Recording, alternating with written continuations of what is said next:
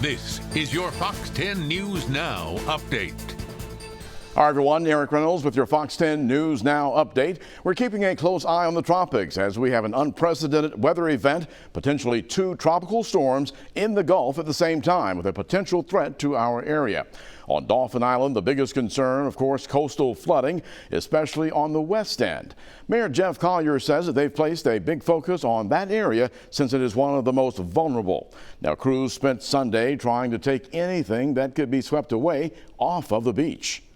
My message to anyone on Dauphin Island is to stay abreast of the changing conditions, be aware of your surroundings, and take any particular actions that you need to take now.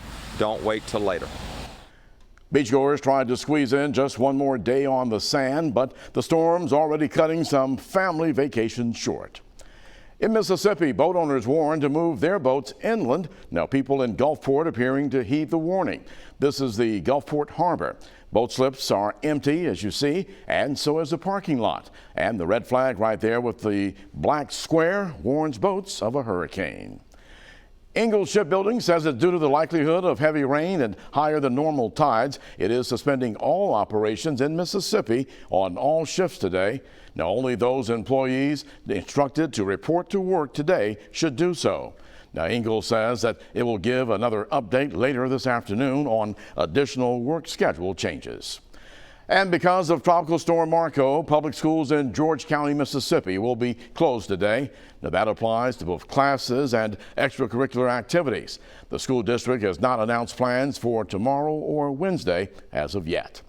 Baldwin County Public Schools and Gulf Shores City Schools both announced that they will have class today. Baldwin County Superintendent Eddie Tyler put out an email yesterday saying that they would be evaluating things this afternoon. Now, so far I actually have not heard from any other local school systems regarding any closings right now. Government leaders have been talking about possibly postponing tomorrow's municipal elections, but as of right now, they're all still on. There are a number of elections set for tomorrow. Now, those include the mayor and city council races in Spanish Fort, Daphne, Fairhope, Foley, Gulf Shores, Orange Beach, and Pritchard. Polls in these cities will be open from 7 a.m. until 7 p.m. tomorrow.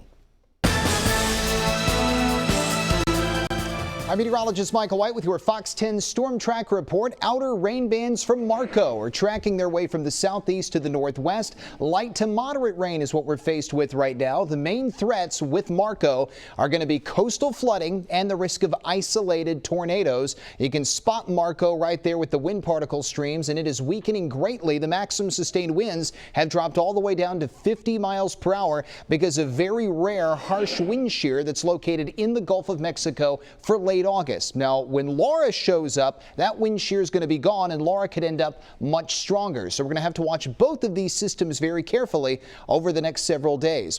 As far as Laura is down south of Cuba, right around Jamaica, and will be trekking her way to the north and west and has the potential to become a major hurricane. Marco, the maximum sustained winds are at 60 miles an hour and tracking to the northwest at 10.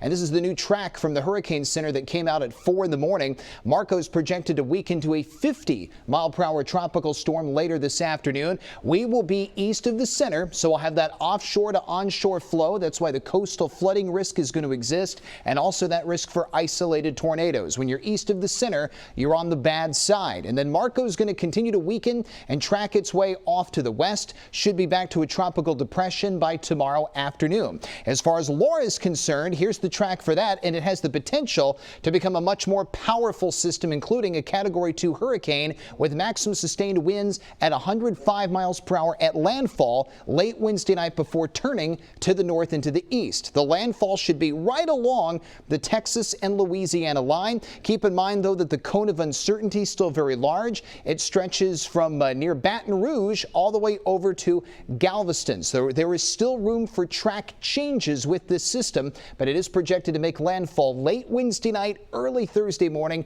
as a very powerful powerful hurricane. And even though it's going to be far away from us, we'll have to watch to see how far those outer feeder bands extend from the center. That'll depend on if we have any impacts from Laura at all. On the Fox 10 Futurecast, periods of rain expected to show up this morning.